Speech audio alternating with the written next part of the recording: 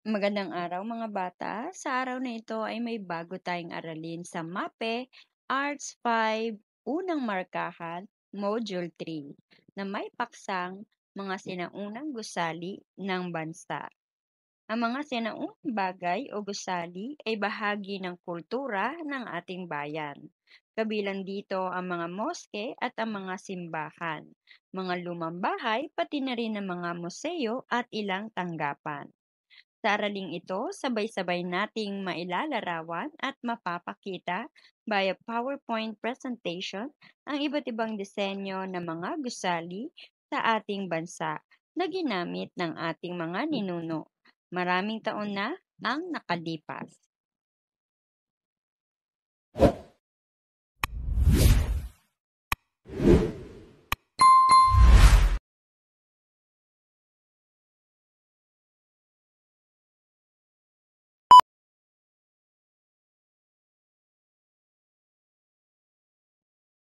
Subukin.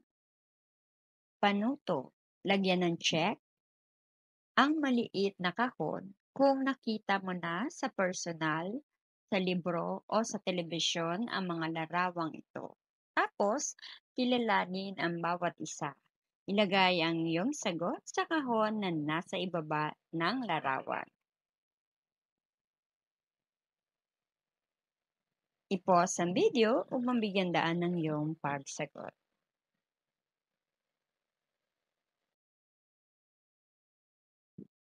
Ikatlong bilang at ikaapat na bilang. Isulat mo ang iyong sagot sa iyong sagutang papel. Para naman sa ikalima at ika-anim na bilang.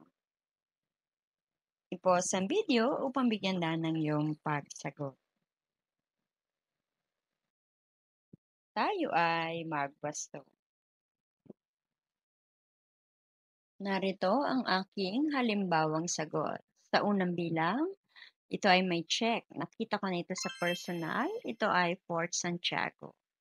Kalawang bilang, nilagyan ko rin ng check ang Manila Post Office. Nakita ko na ito sa personal.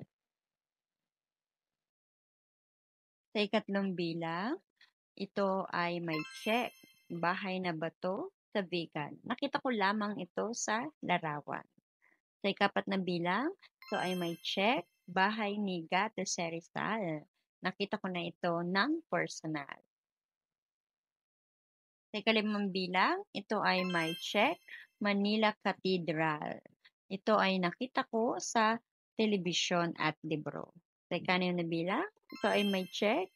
Gayon din, nakita ko ang larawan nito sa telebisyon at libro.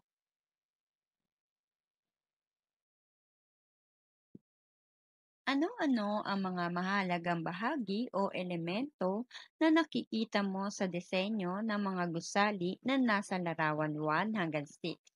Isulat sa loob ng kahon ang iyong sagot. I-pause ang video upang bigyan daan ng iyong pagsagot. Tayo ay magwasto. Narito ang aking halimbawang sagot. Hugis, kulay, linya, tekstura. Balikan. Tukuyin kung ano ang isinasaad sa bawat pangungusap. Piliin ang wastong sagot sa loob ng kahon at isulat ito sa patlang bago ang bilang. Kwintas at pulseras, burnay, manunggul. Unang bilang, isa itong detalyadong garapon na gamit panlibing na may dalawang figura. Ikalawa, ito ay kalamitang yari sa mga tinuhog na butil, metal o plastic na pinapalamutian ng mga maliliit na metal na kumikiling tuwing magagalaw. I-pause ang video upang bigyan daan ng iyong pagsagot. Ikatlo, ito ay tanyag na katutubong sining sa vegan, isang uri ng banga na kinagisnan ng mga mamamayan. Sulat mo ang sagot sa iyong sagutang papel.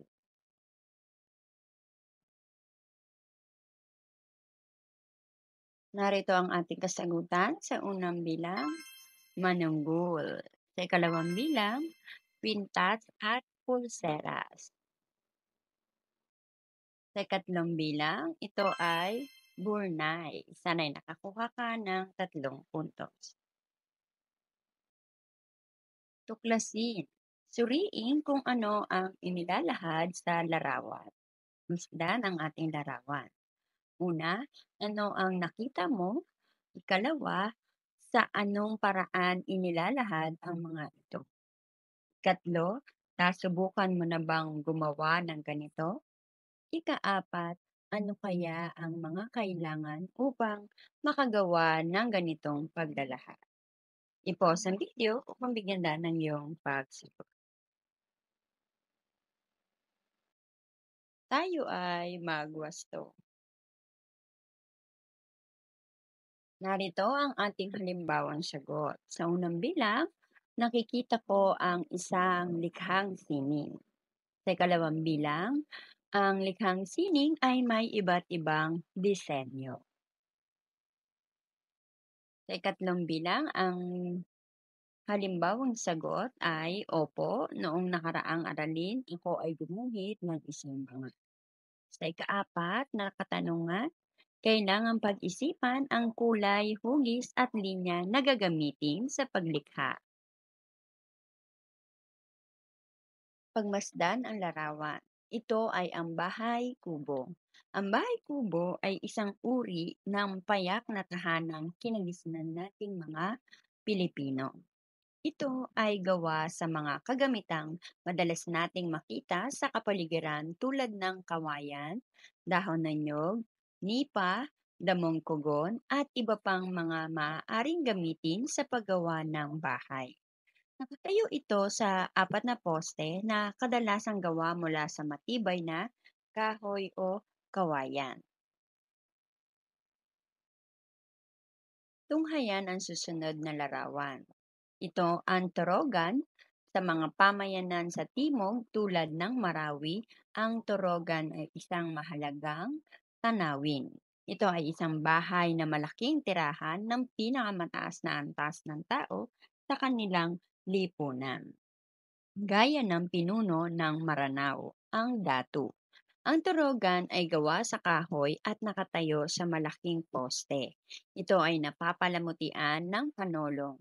Ang katutubong disenyong Muslim na sari manok at naga na inuukit sa kahoy. Sumunod na larawan.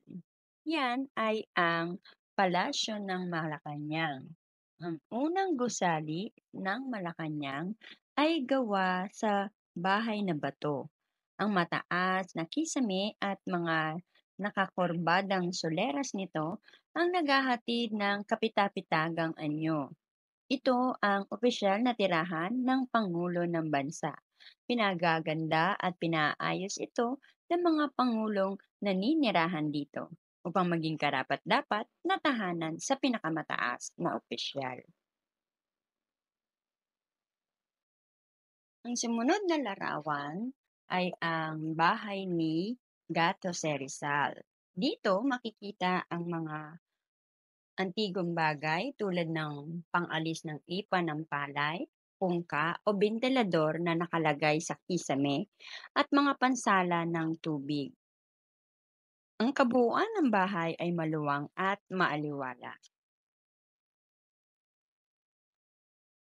Ito naman ay bahay na bato sa Bigan o bahay na bato. Ito ay isang uri ng bahay na kilala sa Pilipinas. Naitayo ang mga ito sa panahon ng pananakop ng mga Kastila. At literal na ibig sabihin ay bahay na gawa sa bato. Ngunit hindi lamang ito simpleng bahay na gawa sa bato. Sa totoo ay isa itong ebolusyon ng pinagsamang arkitektura ng mga Kastila. Itunuturing ito na natatanging arkitektura sa Pilipinas. Pagyamanin. Gawain 1. Kilalanin ang sinasaad sa bawat bilang. Hanapin ang sagot sa loob ng bilog. At isulat ang titik ng napili mong sagot sa patlang bago ang bilang. Narito ang iyong pagpipilian. Unang bilang, ito ay bahay na bato. Ang mataas na kisame at mga nakakurbang suleras nito ang nahahatid ng kapitagang anyo. Ikalawa, dito makikita ang mga antigong bagay tulad ng pang-alis ng ipa ng palay, pungka o bentilador na nakalagay sa kisame at mga pansala ng tubig. I-pause ang video upang bigyan daan ng iyong pagsagot. Ikatlo, isang uri ng bahay na kilala sa Pilipinas. Naitayo ang mga ito sa panahon ng pananakop ng mga Kastila. At literal na ibig sabihin ay bahay na gawa sa bato. Ngunit hindi lamang siya simpleng bahay na gawa sa bato. Ika-apat, ito ay gawa sa mga kagamitang madalas nating makita sa kapaligiran tulad ng kawayan, dahon ng nyog, nipa, damong kugon at iba pang mga maaaring gamitin sa paggawa ng bahay. Isulat mo ang iyong sagot sa iyong sagotang papel. Ikalima, ito ay napapalimutian ng panolong, ang katutubong disenyong Muslim na sari manok at naga na inuukit sa kahoy. Tayo ay magwasto. Narito ang ating mga kasagutan. Sa unang bilang, ang tamang sagot ay D. Malacanang. Sa ikalawang bilang, ang tamang sagot ay A. Bahay ni Gat Jose Rizal. Sa ikatlong bilang, ang tamang sagot ay B. Bahay na bato sa Vigan. Sa ikaapat na bilang, E. Bahay kubo. Sa ikalimang bilang, C. Turogan. Gawain 2. Suriing mabuti ang bawat larawan sa unang bahagi ng talahanayan. Ilarawan ang disenyong architectural ng mga ito at isulat sa kwaderno ang inyong mga sagot. Unang bilang, i-pause ang video upang bigyan daan ng iyong pagsagot. Ikalawa, isulat mo ang iyong sagot sa iyong sagotang papel. Ikatlo, isulat ang panglalarawan sa iyong sagotang papel. At ikaapat, i-pause ang video upang bigyan daan ng iyong pagsagot.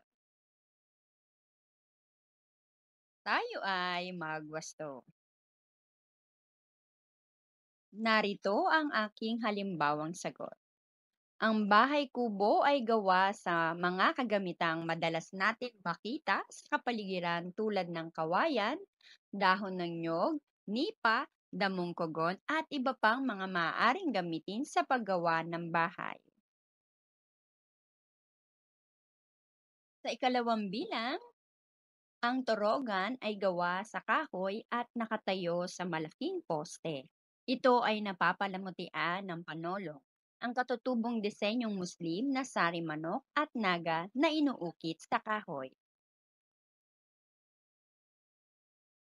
Para naman sa larawang ito ay bahay ni Rizal. Dito makikita ang mga antigong bagay tulad ng pang-alis ng ipa, ng palay, pungka o bentilador na nakalagay sa kisame at mga pansala ng tubig. Sumunod naman ay ang Palasyo ng Malacanang. Ito ay may mataas na kisame at mga nakakurbadang soleras nito, ang naghahatid ng kapitapitagang anyo.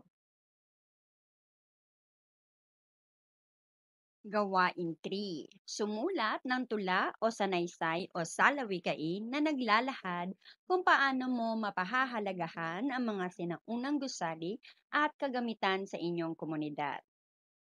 I-pause ang video upang bigyan daan ng iyong pagsagot. Tayo ay magwasto. Narito ang aking halimbawang sagot. Mga sinaunang gusali, pahalagahan, panatilihin itong malinis at maayos upang bagong henerasyon ay masaksihan ang likas na ganda ng mga disenyong architectural. Isa-isip, ang natutuhan ko sa aralin ito ay blank. Isulat mong yung sagot sa iyong sagatang papel. Tayo ay magwasto. Narito ang aking halimbawang sagot. Ang natutuhan ko sa araling ito ay nakilala ko ang mga mahalagang bahagi ng iba't ibang architectural design. Napahalagahan ko rin ang mga lumang kagamitan at gusali sa ating bansa. Isagawa. Gamit ang mga natutuhan mo sa iba't ibang disenyong architectural, gumawa ng PowerPoint presentation kung may computer sa bahay, at collage para sa walang computer tungkol sa mga lumang gusali at kagamitan na makikita mo sa inyong lugar o komunidad. Maging maingat sa paggamit ng computer o sa mga kagamitan para sa paggawa ng iyong collage. Ikalawa, suriin ang ginawang PowerPoint o collage at lapatan ng kaakibat na puntos gamit ang rubrics na makikita sa susi sa pagwawasto. I-pause ang video upang bigyan ng iyong pagsagot. Sagutin ang mga sumusunod na katanungan. Ano ang iyong nararamdaman habang ginagawa ang PowerPoint presentation o ang collage? Ikalawa, paano mo pahahalagahan ng mga lumang kagamitan at gusali sa ating bansa o komunidad? Isulat mo ang iyong sagot sa iyong sagatang papel. Tayo ay magwasto. Narito ang aking halimbawang sagot. Ayan ang ginawa kong halimbawang collage. Kung wala kayong laptop, pwede nyo itong gawin sa inyong cellphone.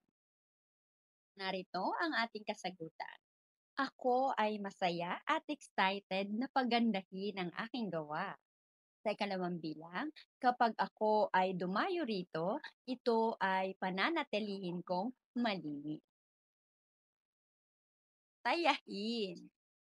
Pagtambalin ang mga paglalarawan sa Hanay A sa mga tinutukoy nito sa Hanay B. Isulat lamang ang titik ng iyong sagot sa inyong kwaderno. Narito ang Hanay B para sa iyong pagpipilian. A. Bahay kubo.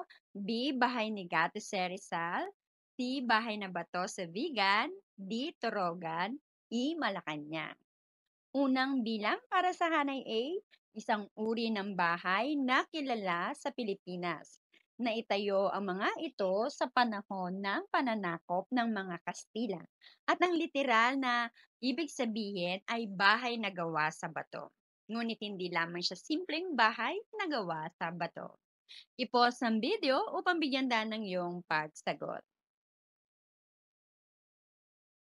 Ikalawa, ito ay bahay na bato. Ang mataas na kisame at mga nakakurbang soleras nito ang naghahatid ng kapitagang anyo. Sulat mo ang iyong sagot sa iyong sagutang papel. Ikatlo, dito makikita ang mga antigong bagay tulad ng pangalis ng ipa ng palay, bungka o bentilador na nakalagay sa kisame at mga pansala ng tubig. Ikaapat, ito ay gawa sa mga kagamitang madalas nating makita sa kapaligiran tulad ng kawayan, dahon ng nyog, nipa, damong kogon at iba pang mga maaaring gamitin sa paggawa ng bahay.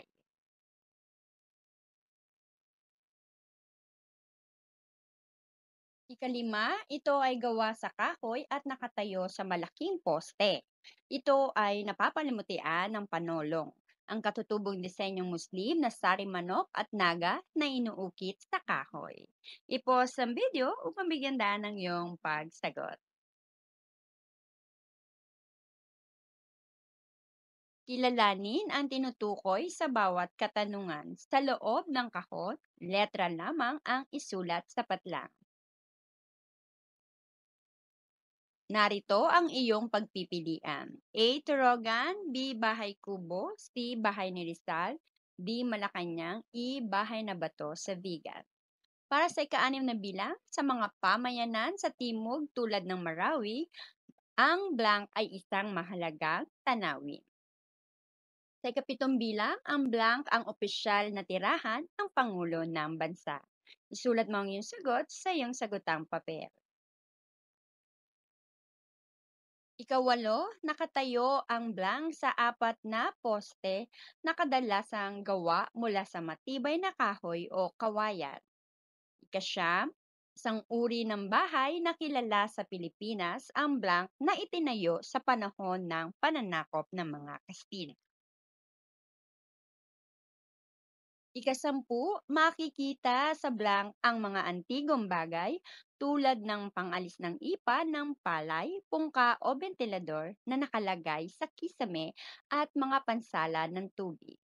I-pause ang video upang bigyan daan ng iyong pagsagot. Tayo ay magwasto. Narito ang ating kasagutan. Sa unang bilang, ang tamang sagot ay C. Bahay na Bato sa Vigan. Sa ikalawang bilang, ang tamang sagot ay E. Malacanang. Sa ikatlong bilang, ang tamang sagot ay B. Bahay ni Gato Serizar. Sa ikapat na bilang, ang tamang sagot ay A. Bahay Kubo. Para naman sa ikalimang bilang, ang ating sagot ay D. Torogan. Sa ikanim na bilang, ang isinagot mo ba ay Torogan? Para naman sa ikapitong bilang, ang tamang sagot ay Malacanang. Sa ikawalong bilang, ito ba ang iyong isinagot? Bahay Kubo. Sa ikasyam, ang isinagot mo ba ay Bahay na Bato sa Vigan? Sa ikasampung bilang, ang isinagot mo ba ay Bahay ni Gato Serizal o Bahay ni Rizal? Sana'y nakakuha ka ng 10 puntos. Para naman sa iyong karagdagang gawain, gumawa ng isa pang PowerPoint presentation o collage ng mga bahay kubo na matatagpuan sa inyong komunidad at ilarawan ang disenyong architectural ng mga ito. At dyan nagtatapos ang ating aralin sa araw na ito. Sana'y marami kang natutunan. Please click on like, share, and subscribe button. Also the notification bell so you won't miss any of my videos. Thank you!